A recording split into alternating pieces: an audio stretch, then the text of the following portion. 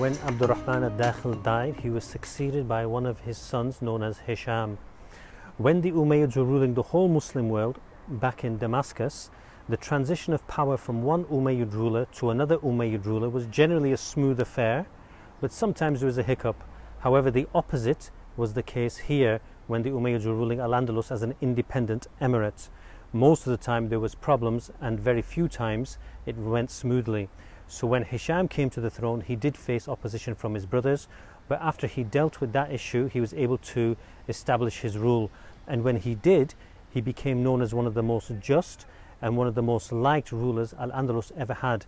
And he was often compared to someone in his family from years before called Umar ibn Abdul Aziz, who was known as the fifth rightly guided Khalifa the Muslims ever had.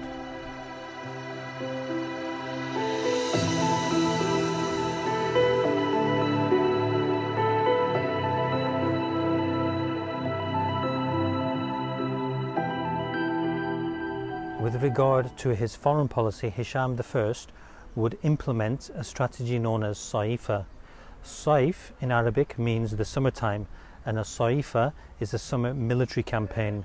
And Hisham I would launch these yearly against the Christian principalities in the north, mainly Asturias, with a bid not to take them over, but rather to take some loot and take some wealth and also weaken them so that they would never ever be able to threaten Al Andalus. And his successors would adopt this strategy to varying degrees.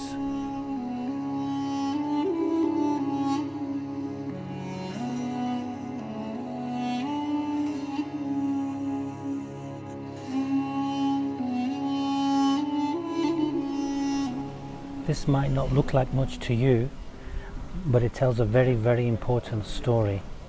It's obviously a water channel, and prior to the Muslims arriving in the Iberian Peninsula, things like this were not common at all. You see, the Muslims who had come here were Berbers and were Arabs, and where they came from, the conditions were obviously desert-like, which means water is very scarce. And therefore these people had the idea about water that when you get it, you must use it well because it's vital. Therefore, when they got to Al Andalus, where water is plentiful, and they used the same idea they had in their head, they brought the Spanish countryside to life with these very water channels down here. And that meant they could grow a lot more crops, and it also meant they could bring water from the mountains to the cities. Therefore, Al Andalus was very well fed, it could sustain a very high population, and also because of the water coming to the cities, they could make these beautiful garden cities such as Cordoba and others, and therefore transform Spain and make it look very nice, very beautiful, far different to the states in the north of the peninsula.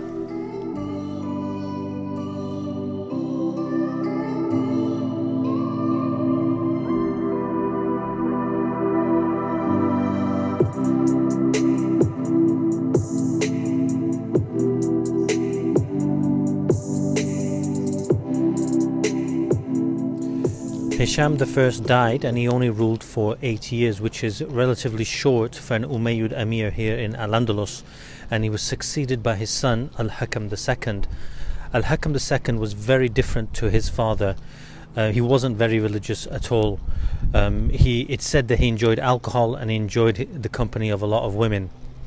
And he also ruled with a ruthless streak, which made him very unpopular with the population here in Cordoba. And nothing can show his ruthlessness apart from what he did when he found out about a plot to replace him as the leader.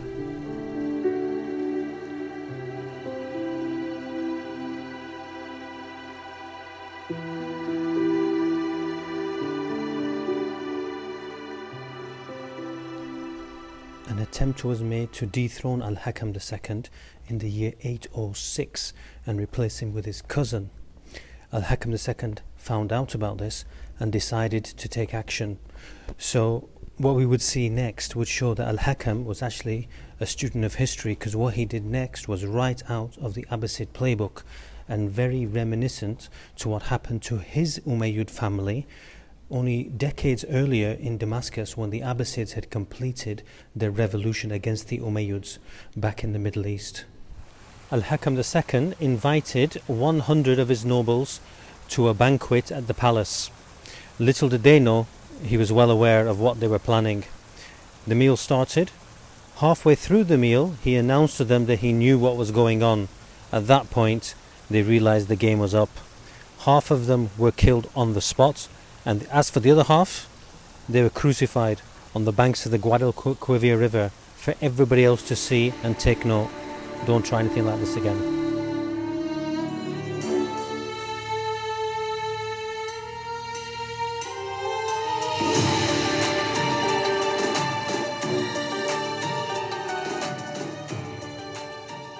Because of these attempts to rebel and replace him with someone else, Al-Hakam I decided he needed his own private army and his own set of private bodyguards.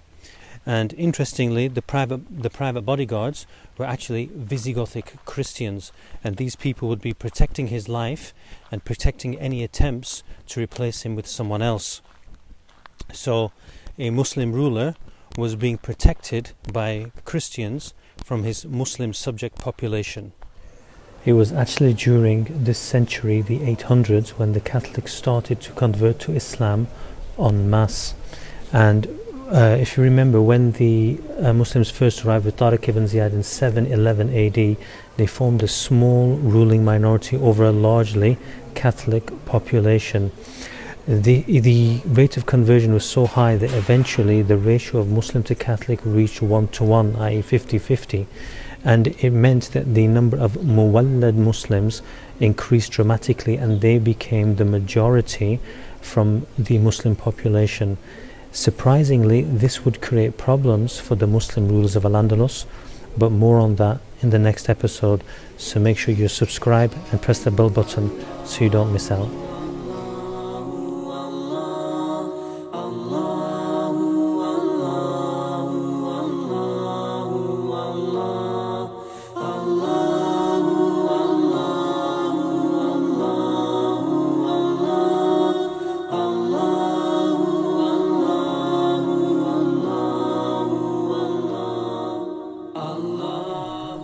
Abdur Rahman II was a very religious and a very educated man, and when he came to power he faced the customary rebellion from his brothers, but he quickly dealt with that and put that to bed and established his rule. He then initiated more of the same from Hisham I in terms of Saifa campaigns against the Catholic states in the north, and this would deter them from having any ambitions into moving down and raiding any of the lands in Al Andalus. Next for Abdur Rahman came a raid into the south of France, which was quite successful, and it led to a peace treaty with the Frankish kingdom, and that made Al Andalus a player in the game of medieval European politics. Under Abdur Rahman II, the government took on a more of a professional look. So there was a lot more administrators and there was a lot more bureaucrats, and they all had official positions and official titles. One of the positions which he instituted was the position called the Hajib, which means something like a vice president or a chief advisor. Pay attention to this position, the Hajib, because later on in the history of Al Andalus, the Hajib plays a major role in the affairs of running the state, and sometimes even controls the state as well. Abdur Rahman II was a very different character to his father Al-Hakam I, and he was very religious, very shrewd, and very well versed in the tactics of military warfare. As a result, he managed to win over lots of people, including the religious establishment and also his subject population in Cordoba. As a result, there was no real need for him to have a private army or private bodyguards, so he had them disbanded.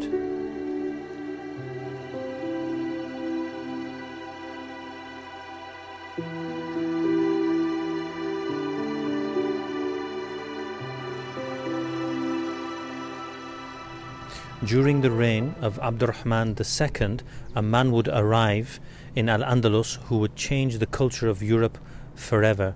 You might not know it, but much of what you do in your daily routine is taken from the practices of this man. This man was called Ziryab, and it translates into English as blackbird. He came from the Abbasid controlled lands, and when he got here he brought something called an oud. And if you don't know what an oud is, you probably know its grandchild. The oud developed into the European lute, and then it developed into the modern day guitar. And when he came here, he opened a music school to teach the use of this instrument, and its popularity skyrocketed. And therefore we can say that modern day music, which is played by guitar, has its roots in the Muslim era in Spain.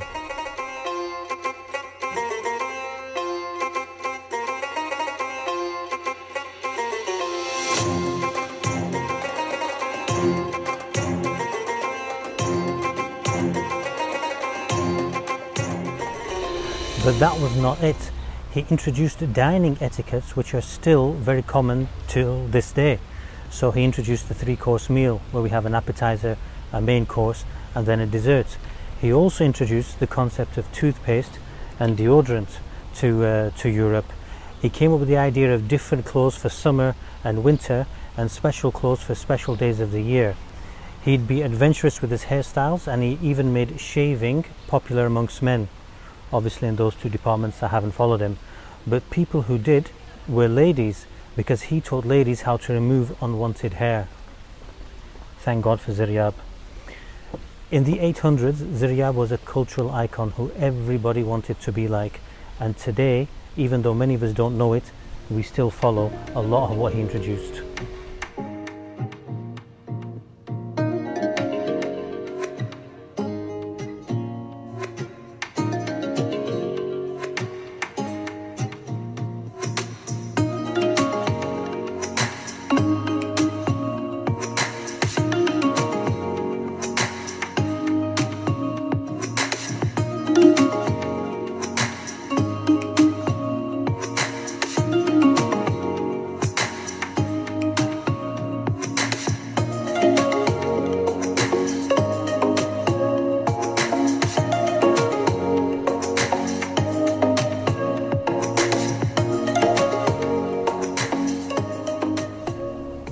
But not everybody was happy at the fact that many people were copying, trying to be like and imitating the Muslims on the peninsula. As many Catholics had converted to Islam, and the remaining Catholics who did not convert were still adopting Arabic or Muslim customs and dress and traditions, there was a small number of Catholics who grew very resentful of this, and I emphasize the word small, and they could see the way the trends were going.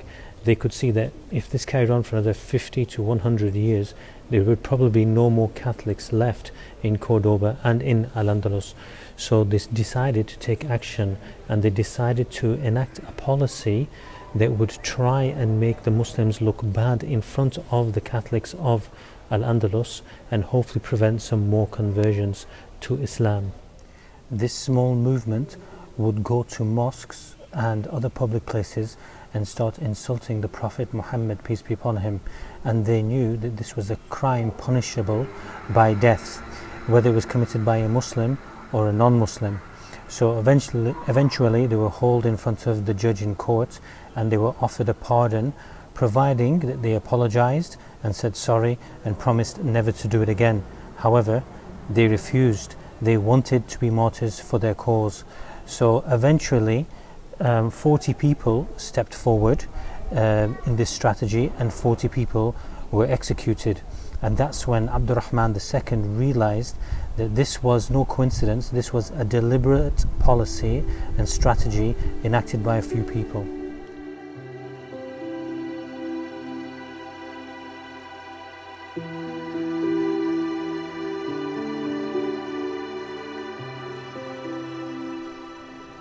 Abdur Rahman decided something needed to be done. So he approached the leaders of the Catholic Church here in Cordoba to find out what was going on. And when he did, he found out that they didn't know much about this movement either, and they didn't agree with this movement either. So between the two of them, between Abdur Rahman II and the leaders of the church, they were able to discuss the issue with the Catholic population en masse, and that put an end to the chapter which went down in history known as the Martyrs of Cordoba. As this very small blip in the convivencia, the peaceful coexistence between religions, came to an end in Al Andalus, a greater opposition to the rule of the Umayyads was growing within their emirates, but this time it would come from within the ranks of their own co-religionists. To find out who that was and why that was, make sure you watch the next episode in the history of Al Andalus.